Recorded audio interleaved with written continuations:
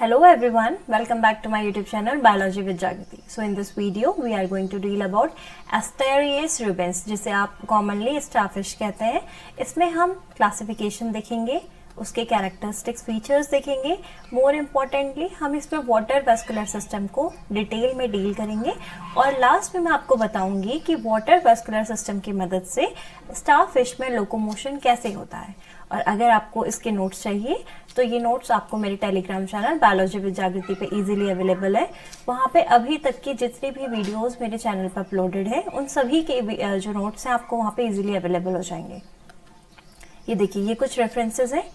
तो सबसे पहले हम पढ़ेंगे क्लासिफिकेशन. क्लासिफिकेशन पढ़ना बहुत जरूरी है क्योंकि एग्जाम पॉइंट ऑफ व्यू से भी अगर कभी आपके पेपर में किसी भी ऑर्गेनिजम्स के स्पेसिफिकली उसके बारे में लिखने के लिए आता है तो आपको पहली चीज जो लिखनी है उसका क्लासिफिकेशन लिखना है. ओके, तो इसीलिए हम क्लासिफिकेशन से स्टार्ट करेंगे.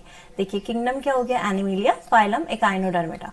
ये चीजें तो आपको याद होंगी. थोड़ा सा ये चीजें याद करने में क्लास, ऑर्डर, फैमिली में आपको प्रैक्टिस करना पड़ेगा. देखिए, क्लास क्या है, एस्टेरॉइडी. ऑर्डर क्या है, forcipulatida. And family asteriidae, genus asterias and species rubens. इसे ही एस्टेरियस रूबेंस को आप इस कॉमनली किस नाम से जानते हैं, स्टारफिश के नाम से जानते हैं. तो चलिए इसके कैरेक्टर्स देखते हैं. Asterias rubens commonly known as starfish. इसे कॉमनली किस तरीके से जाना जाता है, आपको स्टारफिश के नाम से जाना जाता है. सो starfish aren't clearly fish, they are a type of sea creature called echinoderms which mean spiny skinned. Means देखिए, स्टार फिश है, उसके नाम के पीछे से फिश आ रहा है, लेकिन वो फिश नहीं होती है, वो इकाइनोडर्म्स में आती है जिसका मतलब है स्पाइनी स्किन. उनके स्किन पे क्या है, स्पाइन्स लाइक स्ट्रक्चर्स होंगे. They are native to north eastern Atlantic ocean. ये नॉर्थ ईस्टर्न अटलांटिक ओशन के क्या है, नेटिव है. इनकी 5 आर्म्स होती हैं. ये कुछ जनरल सी बातें हैं. These arms are broad at the base while tapering at the tips. अगर आप इसका स्ट्रक्चर देखेंगे तो ये वाला इसका बेस हो गया, यहाँ पे ये चौड़ी होती है और जैसे जैसे आप इसके टिप के टुवर्ड्स मुड़ेंगे ये क्या होती है, ऐसे पतली होती हुई जाती हैं. इनका कलर ऑरेंज ब्राउनिश कलर होगा. कभी कभी समटाइम्स ये कैसे वॉयलेट कलर की भी दिखती हैं. जो बात याद रखने वाली है वो ये है कि जितना गहरे पानी में आप स्टारफिश को देखेंगे, नीचे जाने पे जितनी गहराई में जाएंगे स्टारफिश का कलर उतना ही पेल होता जाएगा. Okay, so this is very important point. It grows to maximum diameter of 52 centimetre diameter तक बढ़ते हैं, लेकिन इनका जो नॉर्मल साइज है वो 10 से 30 सेंटीमीटर होता है. तो मैक्सिमम आप 52 सेंटीमीटर की डायमीटर तक आप इन्हें देख सकते हैं. अब इनकी बॉडी में 2 सरफेस, मतलब एक तो हो गया ऊपर वाली जो आपको यहाँ से विजिबल है, एक नीचे से. तो जो ऊपर वाली है, अब देखिए इनमें क्या होता है ना, इनका माउथ नीचे ब्लो डाउनवर्ड साइड होता है. मतलब अगर दिस इज द सरफेस, अगर ये ऐसे लगे तो नीचे साइड इनका माउथ होगा. इसीलिए जो लोअर वाली सरफेस है ओरल सरफेस कहते हैं. क्यों? क्योंकि वहां पे माउथ प्रेजेंट है.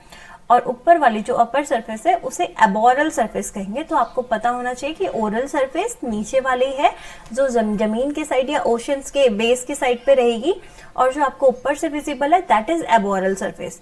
Now in their aboral surface a line of short white spines run along the centre. इनके सेंटर में आप देख रहे हैं यहाँ पे से एक लाइन रन करती है यहाँ पे 5 आर्म्स में देख रहे हैं आप बीचों बीच से. The oral surface have rows of small tube feet which have their role in locomotion and feeding. और देखिए, ओरल साइड पे क्या है कि स्ट्रक्चर्स हैं जिन्हें ट्यूब फीट्स कहते हैं, और वही उन ट्यूब फीट्स का जो रोल है वो किस में आता है, आपका लोकोमोशन में और फीडिंग में. They feed on mussels and clams. ये आपका म्यूसल्स और क्लेम्स में फीड करते हैं. They have been known to become a bit of pest on mussel and oyster beds. ये as a pest उन पे feed करते हैं.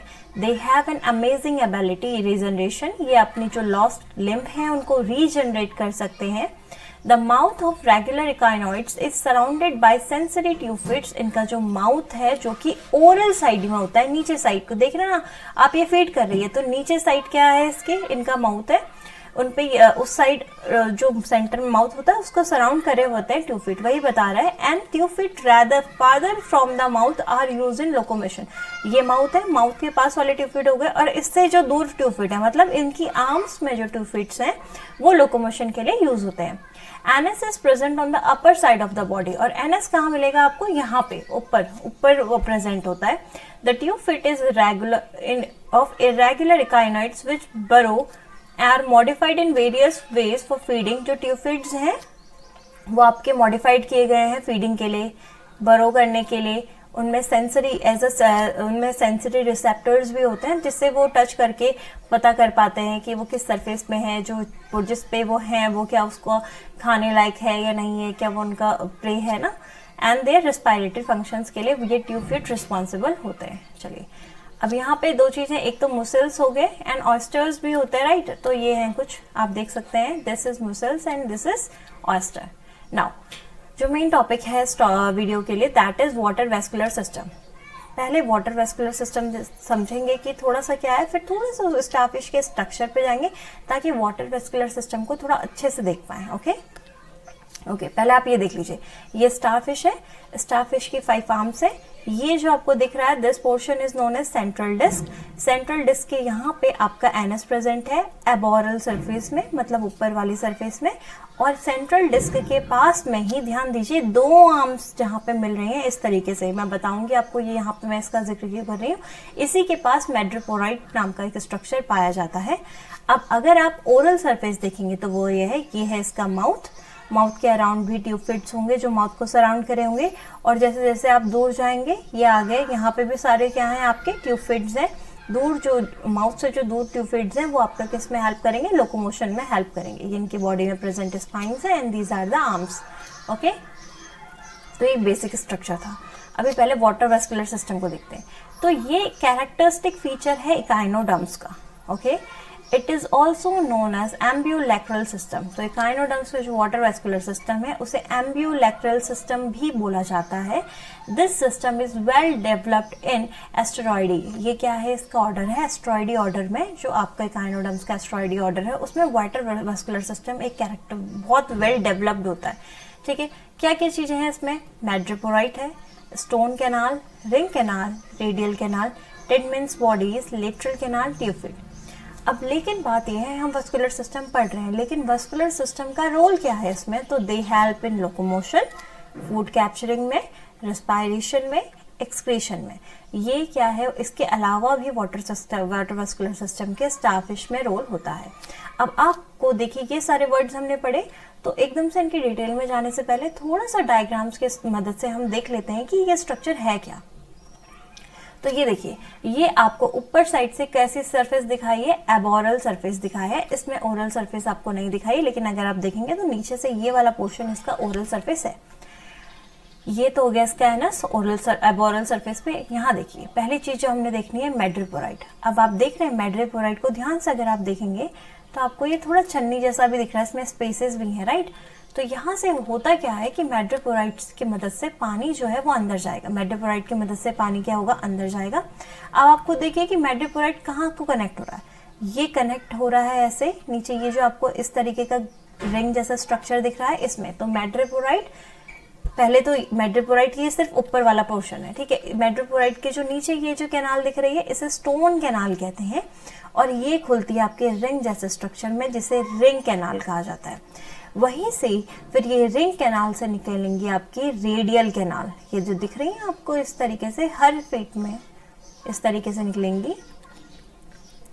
यही जो रेडियल कैनाल है ये क्या कनेक्ट होते हैं, इनमें से ऐसे निकलती है साइड से लेटरल कैनाल, और ये लेटरल कैनाल ये जो आपको बल्ब जैसे स्ट्रक्चर्स दिख रहे हैं इन्हें ट्यूफिड कहा जाता है, इनसे कनेक्टेड होती है। तो हुआ क्या है, पहले मैड्रिपोराइट है, मैड्रिपोराइट खुलता है स्टोन कैनाल में, स्टोन कैनाल खुलती है रिंग कैनाल में, रिंग कैनाल खुलती है आपका रेडियल कैनाल में, रेडियल कैनाल खुलती है लेटरल कैनाल में, और जो लेटरल कैनाल है उससे अटैच होता है आपका ट्यूब फीट। ट्यूब फीट की मदद से लोकोमोशन होता है। क्लियर है, ये स्ट्रक्चर है, इसको ध्यान से देख लीजिए, अब इसी पे हमें पढ़ना है। और ये वाला स्ट्रक्चर आप बहुत ध्यान से देखिए क्योंकि बहुत इंपॉर्टेंट रोल प्ले करता है ये। अब अगर और वेल डिफाइंड स्ट्रक्चर है तो ये देखिए, ये है मैड्रिपोराइट, ये गई स्टोन कैनाल, खुली बीच में जो सेंट्रल रिंग कैनाल है उसमें, इस सेंट्रल रिंग कैनाल से निकली हुई है ये देखिए रेडियल कैनाल, और रेडियल कैनाल से क्या निकले हैं, लेटरल कैनाल, जो फाइनली ट्यूब फिट से कनेक्टेड है। ट्यूब फिट के नीचे यहाँ पे क्या लिखा है, पोडियर या सकर, इसमें सकर होता है, वो जो हम ट्यूब फिट के बारे में पढ़ेंगे तो वहां पे देखेंगे। ओके, अब सबसे पहला हमारा काम है मैड्रिपोराइट के बारे में पढ़ना, क्योंकि यही वो पार्ट है जिससे वाटर आपका वेस्कुलर सिस्टम के अंदर एंटर कर रहा है। Okay, now so madreporite it is calcareous plate, ये कैलकेरियस प्लेट है, ये एबोरल सरफेस पे पाई जाती है। क्योंकि अब भी ना अगर आपको कंफ्यूजन हो रहा है तो आप डायग्राम याद रखिए, डायग्राम याद रखिए कि हमने ऊपर वाली सरफेस पे क्या क्या देखा था, बहुत ज्यादा चीजें नहीं होती हैं।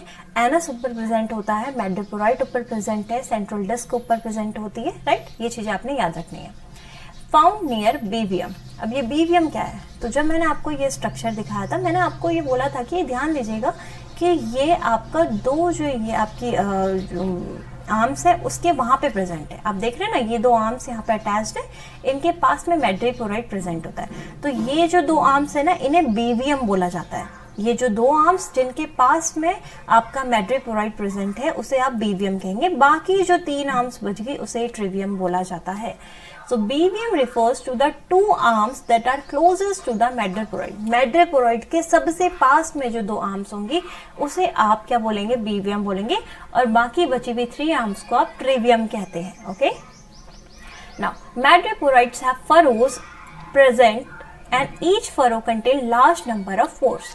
अब आप वापस से इस स्ट्रक्चर को देखिए। ओके, दिस वन, जब मैंने आपको ये स्ट्रक्चर दिखाया था, मैंने आपसे बोला था कि यहाँ पर आपको स्पेसेस दिख रहे हैं, राइट। अगर मैं आप इसे जूम करके देखेंगे तो आपको यहाँ पे ये देखिए, ये वाले पोर्शन पे आपको दिख रहे हैं। तो इसमें क्या होता है ना, मैड्रिपोराइड में आपका क्या प्रेजेंट होता है, फरोज प्रेजेंट होते हैं, और इन हर फरोज में बहुत सारे पोर्स होते हैं। इन पोर्स की मदद से पानी अंदर जाएगा, ठीक है, ये कुछ छन्नी जैसा काम करता है। And hence it is called sieve plate, क्योंकि इसमें क्या है, पोर्स है जिनसे पानी छन के अंदर जाएगा। As it resemble like sieve, एक छन्नी की तरह दिखता है, allowing the sea water to enter the water vascular system. और ये छन्नी जैसा स्ट्रक्चर पानी को वाटर वेस्कुलर सिस्टम में अंदर एंटर करने के लिए क्या करता है, अलाउ करता है। ओके, तो अगर आप यहाँ पे देखेंगे, ये आपको ऊपर से इस पोर्शन को दिखाया गया है। ये अगर आप यहाँ पे से ऊपर से देखें तो आपको क्या है, मैड्रिपोराइट ऐसा दिखेगा। ये आपको दिख रहे हैं, यहाँ पे पोर्स है, ये पोर कैनाल है, ये पोर कैनाल से पानी कहाँ जाएगा, अंदर को जाएगा, ठीक है। अब यहाँ पे देखिए, पहले क्या बोल रहा है, ओके, ये जो पोर है इससे ये पानी जाता है आपका स्टोन कैनाल में। तो आपको ये स्टोन कैनाल दिख रही है, this is stone canal, right, stone canal है ये, इसके अंदर पानी जाएगा किससे, मैड्रिपोराइड से। Now it is S shape canal, stone canal एक एस शेप की कैनाल है, इसे मैड्रिपोरिक कैनाल भी कहते हैं, क्योंकि मैड्रिपोराइट इसमें खुलता है, पानी मैड्रिपोराइट से स्टोन कैनाल में जाता है। So wall of stone canal are strengthened by calcareous ring, calcareous ring से ये स्ट्रेंथ होती है, इसको प्रोवाइड होती है। Its inner wall line by flagellated cell, किसकी, स्टोन कैनाल की अंदर की जो वॉल है सबसे इनर लाइनिंग, वो आपके फ्लैजिलेटेड सेल से लाइंड है, और इन्हीं फ्लैजिलेटेड सेल के फ्लैजिलर मूवमेंट की मदद से जो वाटर करंट्स हैं वो स्टोन कैनाल में आता है। तो मतलब हुआ क्या, ये अगर मैड्रिपोराइट है, इसमें यहाँ पे ऐसे फरोज हैं, इनसे पानी, इसमें बहुत सारे स्पोर्स हैं इन फरोज में, और इन पोर से छन करके पानी कहाँ आएगा, नीचे यहाँ पे इकट्ठा होगा, और यहाँ से पानी जाएगा आपका स्टोन कैनाल में। तो ये कुछ मैंने शेप बनाने की कोशिश करी है। और स्टोन कैनाल के अंदर फ्लैजिलेटेड सेल है, उन्हीं फ्लैजिलेटेड सेल के फ्लैजिलर मूवमेंट की मदद से जो पानी मैड्रिपोराइड से है वो छन के नीचे को जाएगा। ओके, नाउ फिर क्या आता है, तो मैड्रिपोराइड में एंटर करा, मैड्रिपोराइड अटैच है स्टोन कैनाल से, और स्टोन कैनाल से फिर खुलता है रिंग कैनाल, जो बीच में इस तरीके की कैनाल थी ना, सेंटर में होती है, रिंग है तो रिंग सेंटर में प्रेजेंट होगी। तो it is present around the mouth, ring canal mouth के अराउंड प्रेजेंट होती है। From it 5 radial canal arises, और इस रिंग कैनाल से 5 इस तरीके से रेडियल कैनाल्स निकलती है हर एक आर्म्स को। At its inner side it have Polian vesicle and the Tiedemann's body, इसके जो अंदर साइड है यहाँ पे आपको क्या मिलेंगे, टिडमेन बॉडीज और पोएन वेसिकल्स मिलेंगे। क्या काम है इनका, जो पोएन वेसिकल्स हैं apparently maintain pressure in the system, ये सिस्टम में प्रेशर बनाए रखते हैं, और रिजर्व क्या होल्ड करते हैं, फ्लूइड की सप्लाई को, मतलब ताकि कंटिन्यूसली जो फ्लूइड है वो यहाँ से आगे को जाता रहे, उसको क्या करते हैं, रिजर्व करके रखते हैं। फिर आती है टीनमेंट बॉडीज, इनको क्या सोचा देखा जाना गया है कि ऐसा माना गया है कि ये क्या है, लिम्फेटिक ग्लैंड्स है, जो इम्यूनिटी, जो स्टारफिश है उसके इम्यून सिस्टम में हेल्प करेंगी। They are lymphoid sac like structure, they are believed to produce amniocyte cells ये प्रोड्यूस करती हैं, और उन सेल्स का जो रोल है वो इम्यूनिटी में हेल्प होता है, और जो बैक्टीरिया वाटर करंट्स के थ्रू अंदर आ रहा है उसको डिस्पोज आउट करते हैं। क्लियर हो गया इतना। अच्छा यहाँ पे दिखाया नहीं है बट यहाँ पे होती हैं, कहीं प्रेजेंट है नहीं, यहाँ पे नहीं दिखाया गया, बट सेंट्रल लिंक जो रिंग कैनाल होती है उसी के अराउंड इस तरीके से अरेंज होती हैं, जैसे मैंने आपको बना के दिए हैं इस तरीके से। Okay, now radial canal. So there are total 5 radial canal होती हैं और ये throughout the length of arms run करती है। मतलब अगर ये इस तरीके से आर्म है तो ये रिंग कैनाल थी, यहाँ से ऐसे अराइज होगी और पूरा आर्म्स की जो लेंथ तक है वहां तक जाएगी। इसी जो रिंग कैनाल रेडियल कैनाल है, इसी से निकलती हैं ऐसे लेटरल कैनाल्स। तो from the radial canal each arm pairs of lateral canal will arise and they and with the tube fit, और इन्हीं से अटैच्ड होता है आपका ट्यूब फिट, वो जो बल्ब जैसा आपको स्ट्रक्चर देखा था। Each lateral canal is attached eight the base of tube fit, के बेस से अटैच्ड होता है, और ट्यूब फिट और लेटरल कैनाल के बीच में एक वॉल्व होता है ताकि बैक फ्लो ना हो। जैसे कि आप लोगों ने भी पढ़ा होगा, हमारे जो वेन्स होती हैं या हार्ट होता है, अगर जैसे सपोज वेन्स ही ले लेते हैं तो वेन्स में क्या होता है, वॉल्व प्रेजेंट होता है, राइट। वेन्स में क्या प्रेजेंट होता है, वॉल्व प्रेजेंट होता है। क्यों होता है? क्योंकि वेन्स में ब्लड का जो फ्लो है वो कम प्रेशर के साथ होता है, और कम प्रेशर के साथ होता है तो चांसेस है कि ब्लड का बैक फ्लो हो जाए। इसी बैक फ्लो को प्रिवेंट करने के लिए वेन्स में क्या होती है, वॉल्व्स होती हैं। तो सिमिलर ऐसा ही मान लीजिए this is the radial canal, radial canal से निकली लेटरल कैनाल, और लेटरल कैनाल अटैच्ड है आपके ट्यूब फिट से। तो ट्यूब फिट और लेटरल कैनाल के बीच में यहाँ पे कनेक्शन में एक वॉल्व होगा ताकि यहाँ से जो पानी है वो यहाँ ना जा सके। अब ऐसा होगा क्यों? ऐसा इसलिए होगा क्योंकि ट्यूब फिट की मदद से क्या होता है, आपका लोकोमोशन होता है, उसमें कॉन्ट्रैक्शन और रिलैक्सेशन होते हैं, और जब कॉन्ट्रैक्ट और रिलैक्स करेगा तो प्रोबेबिलिटी है कि पानी वापस जा सके, क्योंकि मसल्स कॉन्ट्रैक्ट और रिलैक्स करेंगी। तो इसीलिए इसको रोकने के लिए वहां पे क्या होते हैं, आपके वॉल्व्स होते हैं। अब आप यहाँ पे देखिए, तो ट्यूब फिट क्या है, एक हॉलो स्ट्रक्चर है, इलास्टिक है, बहुत पतला थिन वॉल्ड होता है, और सैक लाइक स्ट्रक्चर है। इसका जो ऊपर वाला सैक लाइक स्ट्रक्चर है उसे एम्प्यूला कहते हैं। मिडिल पोर्शन पोडियम हो गया, और सबसे नीचे होती है एक डिस्क जिसे सकर कहते हैं। Ampulla contain circular and longitudinal muscles, और यही सर्कुलर और लॉन्गिट्यूडनल मसल्स के कॉन्ट्रैक्शन और रिलैक्सेशन की वजह से ट्यूब फिट क्या कर पाता है, लोकोमोशन कर पाता है। अब आप अगर इसके स्ट्रक्चर को देखेंगे तो this is the ampulla portion, this is podium, और इसके नीचे यहाँ पे होता है सकर्स। इस सकर्स की मदद से ही जो स्टारफिश है वो क्या कर पाती है, सबस्ट्रेटम से अटैच हो पाती है। सबस्ट्रेटम से अटैच होगी, अपना फीडिंग भी करती है और लोकोमोशन भी करती है। अब जो मेनली है वो हमने ये देखना है कि ऐसे कैसे करती है, राइट। अब एक चीज और देखिए, यहाँ पे ये बहुत क्लियरली दिखाया गया है कि ट्यूब फिट है तो शुरू अंदर से, लेकिन आप देख रहे हैं कि सरफेस के लोअर, इसका जो लोअर वाला पोर्शन है, पोडियम वाला पोर्शन, वो कहाँ आ रहा है, आपकी ओरल सरफेस में, नीचे वाली सरफेस के बाहर निकल रहा है, राइट। इन्हीं की मदद से ये क्या करती है, मूवमेंट करती है। तो पूरी बॉडी में इस तरीके से नीचे से ट्यूब फिट निकले होंगे, क्योंकि ये नहीं सोचना है कि ट्यूब फिट तो बॉडी के अंदर है तो बाहर से कैसे हो रहा है। ये ट्यूब फिट का जो आपका पोडियम वाला पोर्शन है पूरा बाहर एक्सटेंड होता है। पोडियम हो गया, यहाँ से नीचे आएगा, सकर वाला पोर्शन भी बाहर एक्सटेंड है, तो इसी की मदद से वो क्या करता है, सबस्ट्रेटम से अटैच होता है और मूव करता है। अब हमें देखना है कि ये मूव या जो लोकोमोशन है वो कर कैसे रहा है। तो ये कुछ थियोरेटिकल पॉइंट है, लेकिन इससे पहले मैं आपको कुछ बताती हूँ, आपको समझाने की कोशिश करती हूँ। देखिए, हमने ड्रॉपर देखा है, जिस ड्रॉपर से दवाई पिलाते हैं बच्चों को, या फिर जो सिरम्स है उसमें भी एक ड्रॉपर आता है। तो देखिए वो कैसा होता है, इस तरीके से, राइट। इसमें क्या होता है, आप इसको प्रेस करते हैं, सपोज इसमें फ्लूइड भरा है, तो आप इसे प्रेस करेंगे तो ये जो फ्लूइड है वो नीचे रिलीज हो जाएगा, यही होता है। तो कुछ एम्प्यूला में भी ऐसी होता है। तो अगर मैं जब आपको ट्यूब फिट बना रही हूँ तो दिस इज, मान लीजिए ये है आपका ट्यूब फिट, ओके। यहाँ नीचे है सकर्स, आपको याद रखना है कि नीचे है suckers, this is the ampulla portion, ये एम्प्यूला है, ये पोडियम है, और नीचे इसका क्या हो गया, सकर हो गया। अब हुआ क्या कि लेटरल कैनाल से यहाँ पानी आया, इसके अंदर फिल हो गया, राइट। ये इन जनरल रिलैक्स पोजीशन है। कैसी पोजीशन है, रिलैक्स। अब क्या होता है, क्योंकि एम्प्यूला में आपका सर्कुलर और लॉन्गिट्यूडनल मसल्स है, उनका कॉन्ट्रैक्शन और रिलैक्सेशन होता है, उसी कॉन्ट्रैक्शन और रिलैक्सेशन की मदद से आपका ये जो मूवमेंट हो पा रहा है। अब देखिए क्या हुआ कि ये क्या करा, आपका कॉन्ट्रैक्ट करेगा।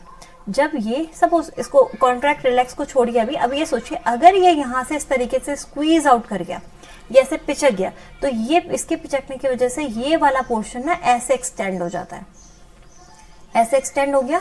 सपोज यहाँ पे सबस्ट्रेटम है, ये सबस्ट्रेटम तक अटैच हो गया, ठीक है। ये यहाँ पे अटैच हुआ इस तरीके से। अब क्या करता है, इसकी मदद से ये कुछ ऐसा है जैसे ये यहाँ पे था आपका, ओके ये ऐसे था, तो ये एम्प्यूला की वजह ने कॉन्ट्रैक्ट करा, पानी नीचे गया, ट्यूब फिट के सकर वाले पोर्शन तक पहुंचा, तो ये ऐसे ऐसे पोजीशन में था, ये इस तरीके से ऐसे अटैच हो गया सबस्ट्रेटम से।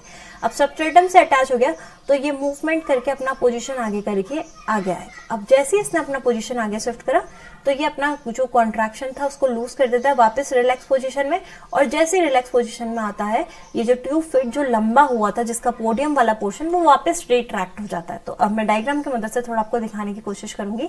तो ये कॉन्ट्रैक्ट करा, जो फ्लूइड था नीचे पहुंचा, जिसकी वजह से ट्यूब फिट आगे को एक्सटेंड हो गया, आगे को एक्सटेंड हुआ, अटैच हो गया।